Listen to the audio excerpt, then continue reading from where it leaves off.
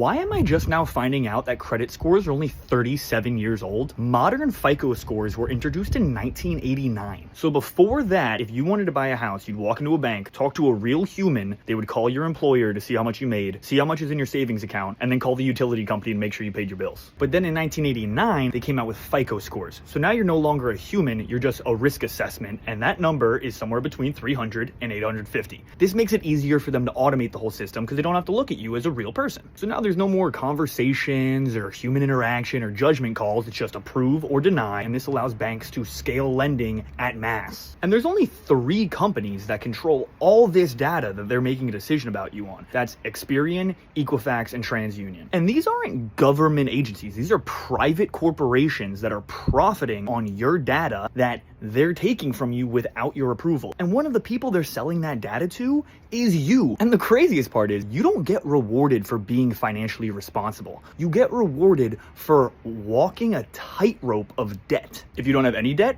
score gets hurt. You have too much debt, score gets hit. You pay off a loan too early, take a hit. Apply for too many loans, take a hit. They want you to be just above water, like just not drowning. And this only really affects people that aren't in the upper class because you got to use a credit card for homes, cars, emergencies. You're forced to play the game, and the ultra wealthy don't. The reason they don't is because they have stocks, assets, real estate, businesses, and they take loans against equity, not income. And then you don't have to pay taxes on that. So you're essentially getting free money that you don't have to pay taxes on and you don't need credit for. They're also not borrowing because they need to. They're not in a crisis. They're borrowing because it's efficient. And this isn't conspiracy. This is just how modern systems work. So credit scores weren't made to make people better with money. They were made to make lending easier and more efficient.